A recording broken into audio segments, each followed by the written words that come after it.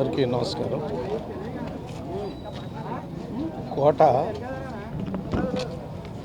మన తెలుగు సినిమా రంగానికి పెట్టని కోట అని మేము అందరం అనుకుంటామండి.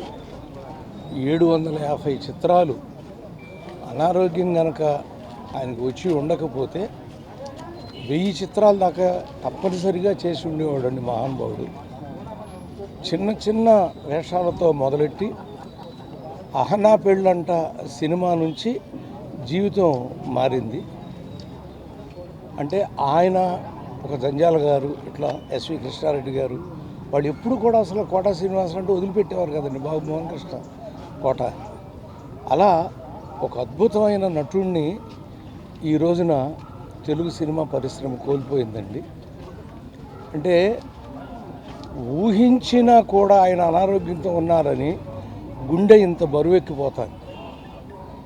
ఆయన నిజంగా ఆయనకి పుణ్యలోక ప్రాప్తి కలగాలండి.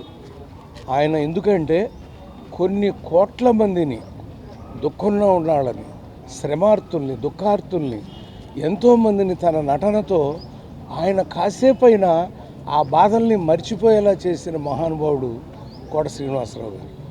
అందుకని ఆయనకి తప్పనిసరిగా కైవల్య ప్రాప్తి కలగాలి, ఆయన పుణ్యలోకాలకి చేరాలి అని మా పరుచూరి సోదరుల తరపున. ఎందుకంటే అన్నయ్యకి, నాకంటే కూడా అన్నయ్యకి ఎక్కువ ఇష్టం అండి. నాకు బాబు మోహన్ గారు అంటే ఇష్టం, అన్నయ్య కోట శ్రీనివాసరావు అంటే ఇష్టం. కానీ ఇద్దరంటే మా ఇద్దరికీ ఇష్టమేనండి. అలా ఒక అద్భుతమైన నటుడిని ఇవాళ సినిమా పరిశ్రమ కోల్పోయింది. నమస్కారం.